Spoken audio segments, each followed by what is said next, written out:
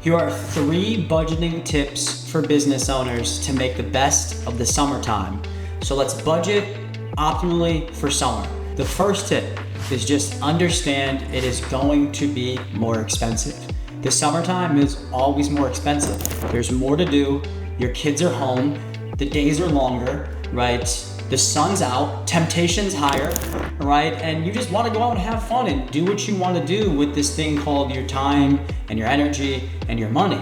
It's a big reason why we got into business in the first place, to be able to provide us the time, energy, and money to live life on our own terms. I'm saying this because we need to find the happy medium between understanding that it's going to be more expensive during the summertime, and that's okay. We're not making yourself wrong for that. While coupled with, we also don't just want to go spend crazy and just bleed money on unnecessary expenditures that hinder our financial goals. We always say at JFF that it is absolutely possible for you to live your life and make financial progress at the same time. A couple of years ago, I decided to try to find that happy medium where I can live my life during the summer and be okay with the increased expenses, right? But also not use it as a license to go absolutely crazy and put me back months, if not years, on my financial goals. The best way to go about this, right, is to plan and spend your money in a calculated, controlled, and confident fashion. And that's how you're able to live your life without making yourself feel guilty and make financial progress at the same time. So those aren't just 3 fancy words. They actually mean something. So let's go through it. Right? The first C, calculated, just means coming up with the budgeted number that you're comfortable with spending on whatever the endeavor is. Let's say that you have 2 weddings in the month of July. Right? We need to come up with a calculated number of what you feel comfortable with giving as a wedding gift. So let's just say you're cool with giving $200 to the bride and groom at both weddings, and so we're gonna budget or calculate the number in of $400. Right? You calculate it in, and it looks like you can still make financial progress, pay all your bills, and do the other things that you want to do in addition to that calculated gift number that you want to give to the bride and groom for each wedding. Let's use another example. Eating out sometimes, right? Whether that's dinner and drinks, or just going out and doing more activities during the summer, right? There's more concerts available if you live near the water. Like I did growing up, you're definitely gonna be out on the boat, right? And if you drink, which to each their own, that is okay, but a lot of times that starts to run the tab up, no pun intended, right? And then after you have a couple of drinks, you're getting real friendly and you're like, I'm buying everybody drinks, dinner's on me tonight, right? And nothing wrong with that as long as it's calculated in. The second C is controlled, right? It's one thing to set a number, it's another thing to actually stick to it.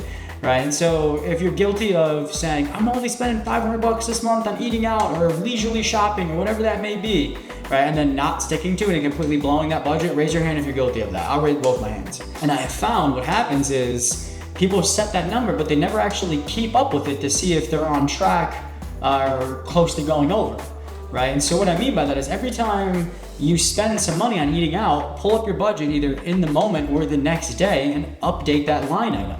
Right, okay, I've got $1,000 budgeted for, I've spent $200 so far, so that means I still have $800 left to spend between now and the end of the month. Knowing that will help you make controlled decisions, right? And then lastly, the last C is confident, right? So calculated, controlled, and confident, which is my favorite C, because there's no better way to spend your money than confidently, especially on things that you enjoy doing that you historically have made yourself feel guilty for. Let's just say that dinner tab comes for one of your friend's birthday and you already budgeted for it in a calculated way to pick up the tab for, and you know from controlling that line item throughout the month that you still have the space to confidently pick up that tab. Right? Instead of making yourself feel guilty for that or worrying about that bill or whatever that may be, you're grabbing that, tipping generously, swiping the card super confidently, right? Because you know it's all accounted for in the budget, right? And you're still making financial progress at the same time.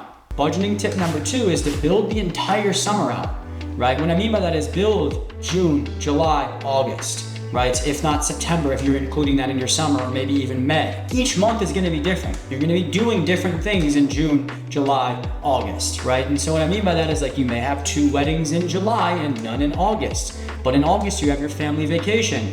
And then in June, you've got 4 birthdays. One of those might be yours. Those are just gonna be increased expenses. It's nothing to freak out about, but everything to plan for so you can fully enjoy.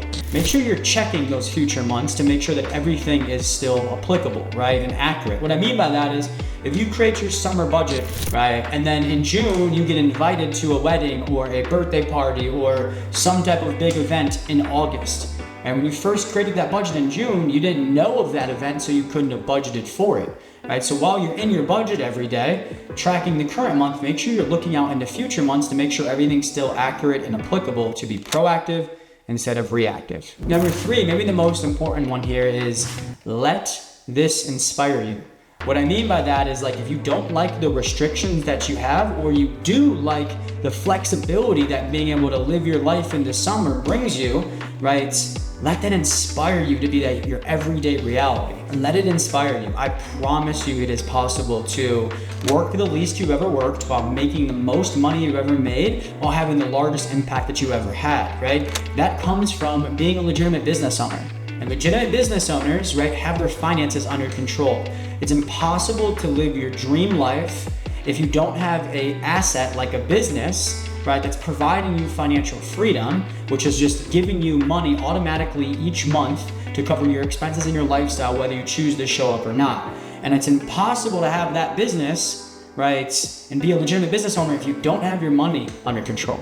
And I tell people all the time, I want you to not be wealthy for 5 years, 10 years, or 20 years. I want you to be wealthy for generations to come, and business owners that have generational wealth that can enjoy the present moment while they're still here on earth, right, and utilize their time, money, and energy to the fullest are business owners that are financially literate and financially stable. I hope this was helpful, right? If you haven't done so already, subscribe to the channel and share this episode with somebody that you think would massively benefit from it, and keep coming back for more. Peace. Enjoy the summer.